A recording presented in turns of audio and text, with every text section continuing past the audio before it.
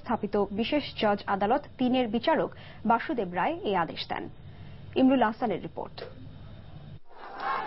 BNP chairperson Begum Khaleda জিয়ার আদালতে আসা উপলক্ষে বুধবার সকাল থেকেই বকশীবাজারের আদালত পাড়ায় বাড়তে থাকে বিএনপি নেতাকর্মীদের ভিড়। এ সময় আশপাশের রাস্তা ও এলাকা মুখরিত হয়ে ওঠে মিছিল আর স্লোগানে। ছিল পুলিশের অতিরিক্ত নিরাপত্তা ব্যবস্থা।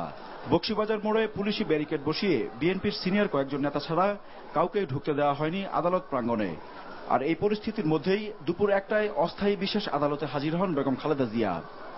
বিচারক নিয়োগের বৈধতা চ্যালেঞ্জ করে আপিল বিভাগে দায়ের করা রিটের নিষ্পত্তি না হওয়া পর্যন্ত সাক্ষ্য গ্রহণ স্থগিতের আবেদন করেন বিএনপি চেয়ারপারসন। আর দুদকের আইনজীবীরা যুক্তি তুলে ধরেন মামলার কার্যক্রম চালিয়ে নেওয়ার পক্ষে। আদেশের স্পিরিট হলো অ্যাপিলেট ডিভিশন শুনানি শেষ না হওয়া পর্যন্ত এই মামলাটা যাতে স্টে অর্ডারটা থাকে, সেটাই আমরা বুঝতে পেরেছি, আইনটা বুঝাই দিই। অত্র মামলায় তিনি হাজিরা দাখিল করেন না, এই কারণে গত তারিখে মাননীয় আদালত তাদেরকে আজকে হাজির হওয়ার জন্য নির্দেশ দিয়েছিলেন। আমরা বলেছি বিচারের কোনো বিষয় পেন্ডিং নেই, বিচারের কোনো বিষয় স্থগিতাদেশ নেই, সুতরাং আপনি মামলার কার্যক্রম চালাতে পারেন। উভয় পক্ষের বক্তব্য শুনে মাননীয় আদালত 10/9 মামলা তারিখ কার্যক্রম হয়েছে।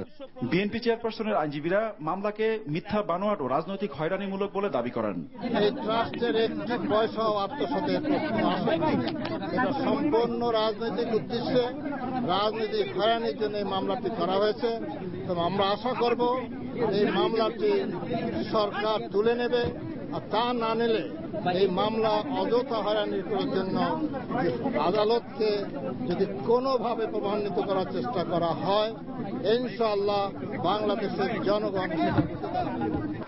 2011 সালের 3 জুলাই বেগম খালেদা জিয়া ও তারেক রহমান সহ 6 জনের বিরুদ্ধে জিয়া অরফানেজ ট্রাস্ট মামলা এবং 2011 সালের 8 আগস্ট বেগম জিয়া সহ 4 জনের বিরুদ্ধে জিয়া চ্যারিটেবল ট্রাস্ট দুর্নীতি মামলা দায়ের করে দুর্নীতি দমন কমিশন।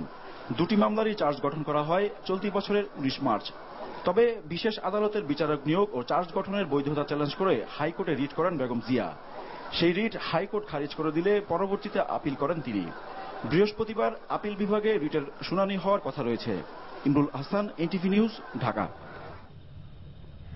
পদ্মা সেতুতে কোনো ধরনের